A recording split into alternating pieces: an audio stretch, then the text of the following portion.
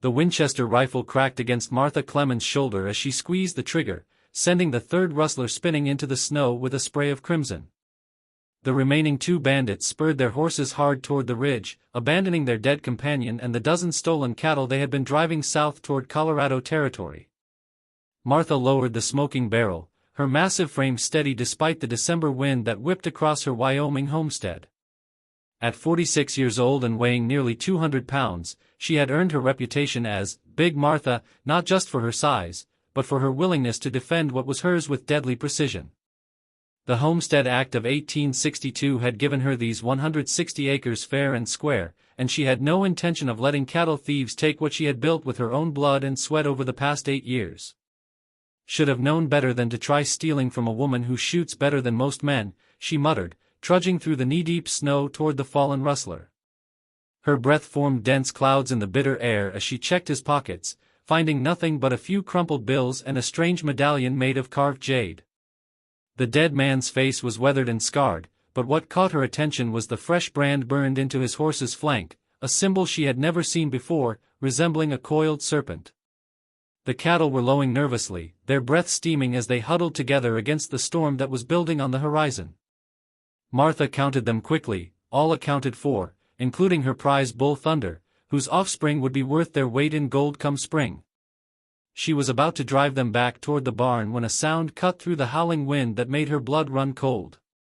It was the unmistakable cry of an infant, weak and desperate, coming from somewhere near the old mining shack that had been abandoned since the silver played out 3 years ago. Martha's heart hammered as she followed the sound, her boots crunching through the snow that was now falling so heavily she could barely see 20 feet ahead. The crying was coming from inside the shack, but when she pushed open the sagging wooden door, what she found defied all logic. 2 tiny babies, neither more than 6 months old, were wrapped in thin blankets and lying in a crude wooden crate lined with straw. Their skin had the distinct olive tone and almond-shaped eyes that marked them as Chinese, like the railroad workers she had seen passing through town on their way to the Union Pacific construction camps. But that made no sense. The nearest Chinese settlement was over 100 miles east, and no woman would travel this far into the wilderness with infants, especially not in the dead of winter. Yet here they were, barely alive, their lips blue with cold and their cries growing weaker by the minute. Martha scooped them both into her arms, shocked by how light they were, how their tiny bodies shook with cold despite the makeshift shelter. The boy had a shock of black hair and was clutching something in his miniature fist, another jade medallion, identical to the one she had taken from the dead rustler. The girl was smaller, quieter, but her dark eyes followed Martha's face with an intelligence that seemed impossible for someone so young. "What in God's name are you 2 doing out here?" she whispered, but even as she asked the question, a terrible possibility was forming in her mind. The storm was intensifying, and Martha knew she had to get the babies back to her cabin before they all froze to death. She wrapped them both inside her heavy coat and began the treacherous journey across the open ground, fighting against wind gusts that threatened to knock her down despite her considerable bulk. The dead rustler's horse whinnied and followed her, apparently having decided that staying close to a human was better than facing the blizzard alone. By the time she reached her cabin, Martha's face was numb with cold and the babies had stopped crying altogether. She kicked open the door and immediately began building up the fire, stripping off her snow-covered coat and laying the infants near the hearth on a pile of warm quilts. For a terrifying moment, she thought they might already be dead, but then the boy's eyes fluttered open and he began to wail again. Martha had never had children of her own. Her husband Jacob had died of pneumonia during their second winter on the homestead, and she had been alone ever since, pouring all her energy into building up her cattle operation and proving that a woman could make it on the frontier without depending on anyone. She knew nothing about caring for infants, but maternal instinct kicked in as she warmed milk from her cow and found a clean cloth to fashion into a makeshift nipple. As she fed them, her mind raced with questions that had no answers. How had these Chinese babies ended up in an abandoned mining shack on her property? Why did the boy have the same type of medallion as the rustler she had killed? And most disturbing of all, why did she have the growing suspicion that the cattle thieves had not been after her livestock at all, but had been searching for something else entirely? The girl accepted the warm milk eagerly, but the boy was more difficult, turning his head away and fussing until Martha noticed a small puncture wound on his arm, barely visible but clearly made by a needle. Someone had given him an injection of some kind, but for what purpose? Her blood ran cold as she examined both babies more carefully and found similar marks on the girl. Outside, the storm continued to rage, but Martha barely noticed as she cleaned and examined her unexpected charges. Both babies were well fed and cared for, their skin healthy despite the cold exposure. These were not abandoned children of desperate immigrants, but babies who had been in someone's care until very recently. The fine quality of their blankets and the jade medallion suggested they came from a family of some means, not common laborers. As the night wore on, Martha found herself pacing the small cabin, the Winchester never far from her hand. Every sound outside made her jump, every creak of the wind made her wonder if more men might be coming. The cattle thieves had known exactly where to look, and they had been armed and organized like men with a specific purpose, not opportunistic rustlers. She examined the jade medallion from the dead rustler more carefully in the firelight. The carving was intricate, showing what appeared to be a dragon wrapped around Chinese characters that she could not read. The medallion the baby boy clutched was similar but smaller, as if made specifically for a child. The pieces of a puzzle were beginning to form in Martha's mind, but the picture they created was more disturbing than anything she could have imagined. These babies were not randomly abandoned orphans. They were being hunted by men who were willing to kill for them, and somehow they had ended up on her isolated homestead in the middle of a Wyoming blizzard. As dawn broke gray and cold over the snow-covered prairie, Martha made coffee with hands that shook slightly as she tried to make sense of what had happened. The babies were sleeping peacefully now, warm and fed, but she knew that her quiet life as a cattle rancher had just become infinitely more complicated. The question that haunted her most was not how the babies had gotten there, but why someone had wanted them badly enough to send armed men after them.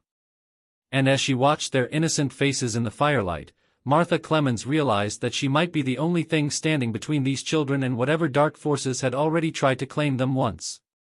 The storm was beginning to clear, which meant that soon she would have to make a decision that would change everything.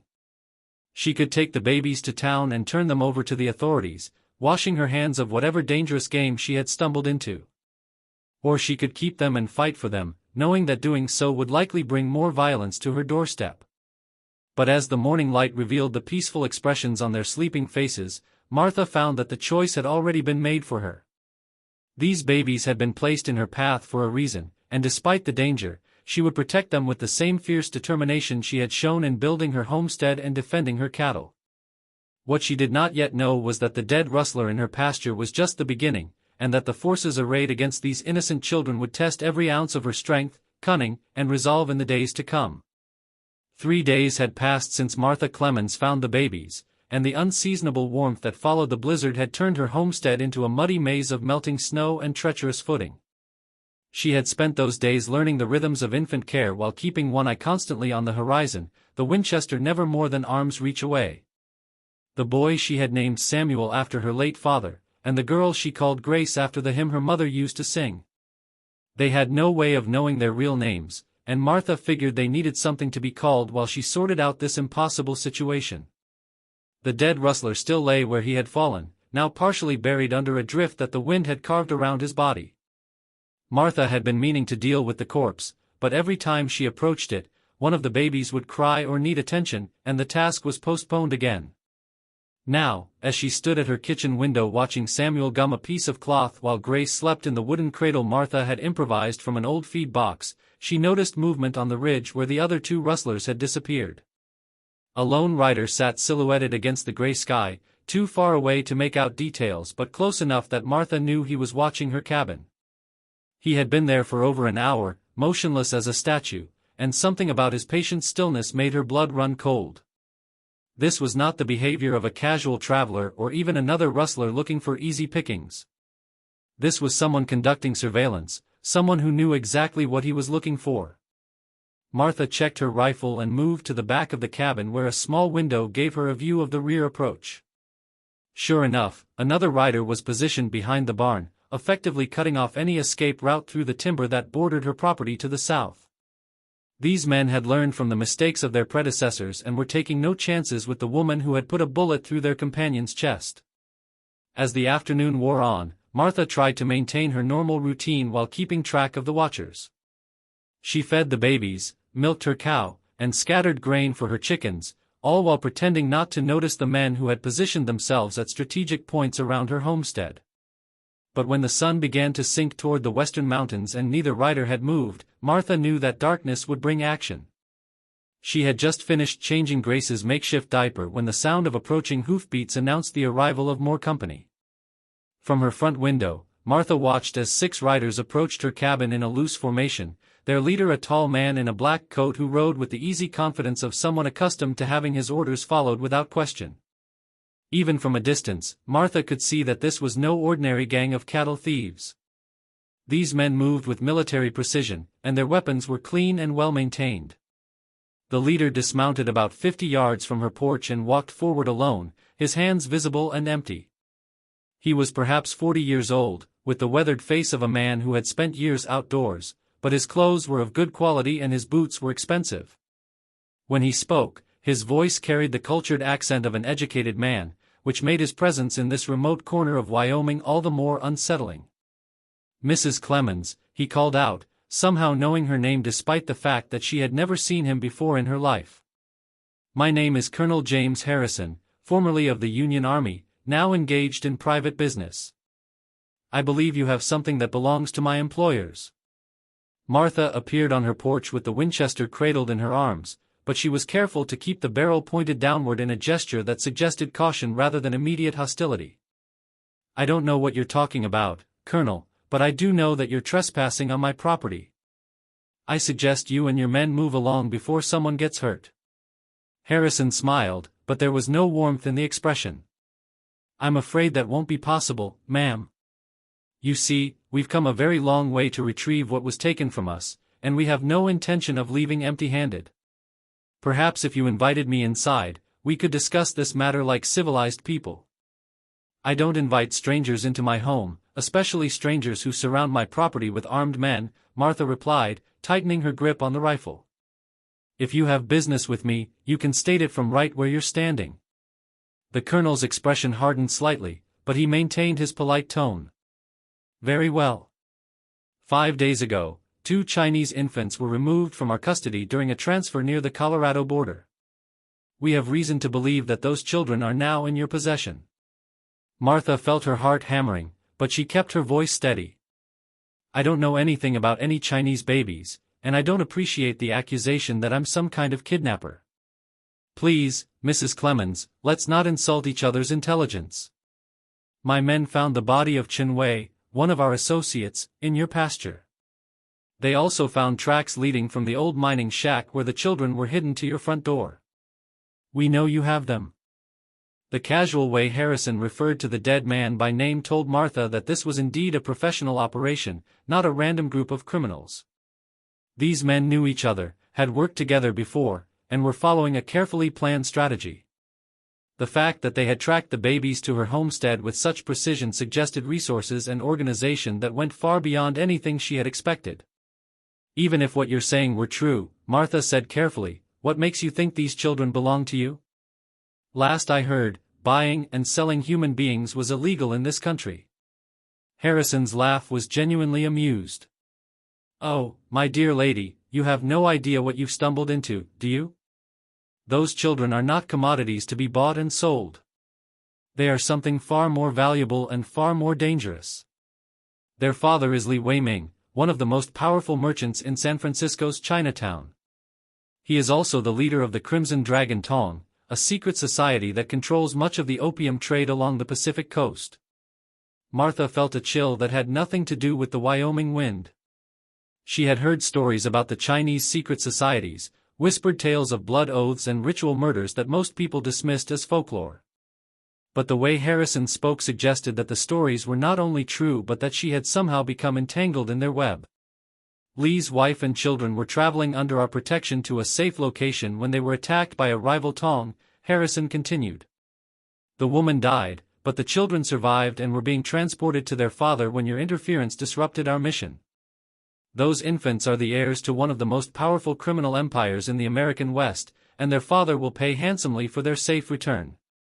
"And if their father is so powerful," Martha asked, "why does he need hired guns like you to protect his own children?" Harrison's smile turned predatory. Because, Mrs. Clemens, there are forces at work here that you cannot possibly comprehend. Li Weiming is not the only one who wants those children. His rivals in the Black Tiger Tong have placed a bounty of $10,000 on their heads, dead or alive. The children represent the future of the Crimson Dragon, and without them, Li's power will die with him. Martha felt the weight of the jade medallion in her pocket, the one she had taken from the first dead rustler. The pieces of the puzzle were beginning to form a picture that terrified her. These babies were not simply the children of a wealthy merchant, but the linchpins in a war between criminal organizations that operated on a scale she had never imagined. So you see, Harrison continued, we are actually the children's protectors. My men and I have been hired to ensure their safe delivery to their father, and we will not be deterred by the interference of a well-meaning homesteader, no matter how skilled she may be with a rifle. From inside the cabin, Martha could hear Samuel beginning to fuss, the small sound carrying clearly in the still evening air. Harrison's eyes sharpened at the noise, and Martha knew that any pretense was now useless. I want to see them, Harrison said, his polite mask finally beginning to slip. I want to verify that they are unharmed and that they are indeed the children we seek. Martha's mind raced through her options, all of which seemed to lead to disaster. She was outnumbered 8-1, with no possibility of escape and no hope of outside help. The nearest neighbor was 20 miles away, and the town of Laramie was a full day's ride even in good weather. But as she listened to Samuel's cries growing more insistent, Martha felt a surge of protective fury that surprised her with its intensity. You want to see them, she said, raising the Winchester until it pointed directly at Harrison's chest. Then you can see them from the gates of hell, because that's where you'll be before I let you put your hands on those babies. Harrison took a step backward, but his expression remained calm. Mrs. Clemens, you are making a serious mistake. We are not your enemies. There are others coming, others who will not be as patient or as reasonable as we have been. The Black Tiger Tong has sent their own men, and they will not hesitate to kill you and burn your homestead to the ground to get what they want. As if summoned by his words, a new sound reached their ears from the direction of the main road. It was the thunder of many horses moving at speed, accompanied by wild yells and the crack of gunfire. Harrison's face went pale as he recognized the sounds, and he began backing toward his horse with considerably more urgency. It seems our time for negotiation has run out, he said grimly. I strongly advise you to come with us now, Mrs. Clemens. Whatever protection you think these walls might offer, I assure you that it will not be enough. But Martha was no longer listening to Harrison. Her attention was fixed on the cloud of dust rising from the valley road, and the dark shapes of mounted men that were rapidly approaching her homestead. Even at a distance, she could see that these new arrivals were different from Harrison's disciplined soldiers. They rode like raiders, spread out in a loose line, their weapons already drawn and their voices raised in what sounded like war cries. Harrison mounted his horse and wheeled toward his men, shouting orders in a voice that had lost all pretense of civilized discourse. Defensive positions. They're not here to negotiate. As Martha watched in growing horror, the two groups of armed men began maneuvering for advantage on her property, using her barn and outbuildings as cover while they prepared to fight a battle that would determine the fate of two innocent babies. She was caught in the middle of a war between forces she barely understood, with nowhere to run and no one to turn to for help. But as she listened to Grace's soft breathing and Samuel's demanding cries, Martha Clemens made a decision that would define the rest of her life. These children had been placed in her care by chance or providence, and she would protect them with every ounce of strength and cunning she possessed. The men preparing to kill each other in her yard might have more numbers, more weapons, and more experience in violence, but none of them had what Martha had discovered within herself over the past 3 days. They did not have the fierce, uncompromising love of a mother. The first shot came from the darkness beyond the barn, a sharp crack that sent Colonel Harrison diving behind his horse as wood splintered from the cabin's porch post just inches from Martha's head. She threw herself backward through the doorway, clutching both babies to her chest as chaos erupted across her homestead. The attacking Black Tiger men had abandoned any pretense of stealth, their war cries echoing off the mountains as they charged Harrison's position with weapons flashing in the dying light. Martha kicked the door shut and barred it with the heavy oak beam she had installed after Jacob's death, then moved quickly to the back window where she could observe the battle.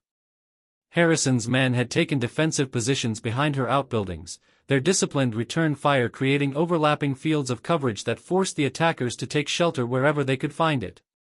But the Black Tiger fighters moved with a fluid violence that spoke of years of street warfare, using smoke grenades and coordinated rushes that gradually pushed Harrison's forces back toward the cabin. In the midst of the gunfight, Martha noticed something that made her blood freeze. The attacking Chinese fighters were not trying to kill Harrison's men outright, but were instead attempting to capture them alive. She watched as one of the Black Tiger soldiers used the flat of a hatchet rather than the blade to strike down a retreating defender, and another employed some kind of weighted net to entangle rather than shoot an opponent who had run out of ammunition. Samuel began crying in earnest now, his infant wails adding to the cacophony of violence outside, but when Martha looked down at him she saw something that stopped her heart. The jade medallion he had been clutching had begun to glow with a soft green light that seemed to pulse in rhythm with his cries. Grace's medallion was doing the same thing, and as Martha watched in stunned disbelief, both children's eyes had taken on the same ethereal green glow. A tremendous crash shook the cabin as something heavy struck the front door, followed by the sound of splintering wood and foreign voices shouting commands in what Martha assumed was Chinese. She grabbed the Winchester and positioned herself where she could cover both the front and back entrances, but her hands were shaking as she tried to comprehend what was happening to the babies she had sworn to protect. The jade medallions were not mere jewelry or family heirlooms. They were something else entirely, something that reacted to danger and marked these children as far more than the simple heirs to a criminal empire. As the green light grew brighter and the children's cries became more harmonious, Martha began to understand that she had stumbled into something that went beyond mere tongue warfare. These babies were not just valuable because of their bloodline, but because of something they carried within themselves. The front door exploded inward in a shower of splinters and iron hinges, and the first Black Tiger fighter through the breach stopped dead when he saw the glowing children in Martha's arms. He shouted something in Chinese to his companions, but instead of the aggressive advance Martha had expected, the men who poured into her cabin dropped to their knees and began what appeared to be some kind of ritual prostration. Through the ruined doorway, Martha could see that the battle outside had completely stopped. Harrison's surviving men stood with their weapons lowered, staring at the supernatural light that now streamed from every window of the cabin. Even the colonel himself had emerged from cover and was walking slowly toward the building, his face a mask of awe and something that might have been fear. The children's crying had transformed into something that was almost musical, a harmony that seemed to resonate in Martha's bones and make the very air shimmer with possibility. The jade medallions were now burning with light so intense that Martha had to squint to look at them directly, and she could feel a warmth spreading through her body that had nothing to do with the wood stove. As the kneeling Chinese fighters began to chant in low, reverent voices, Martha finally understood the truth that Harrison had been too frightened or too ignorant to speak. These were not ordinary children caught in a war between criminal organizations. They were something far older and far more powerful, something that both the Crimson Dragon and Black Tiger Tongs would kill or die to possess. But they belonged to neither faction now. They belonged to Martha Clemens, a lonely homesteader who had found them freezing in the snow and claimed them with the fierce protection of a mother's love. And as the light from the jade medallions grew brighter and the chanting grew louder, Martha realized that her quiet life on the Wyoming frontier had just become the center of something that would reshape the balance of power in the American West. The children had chosen their protector, and the dragons had come home.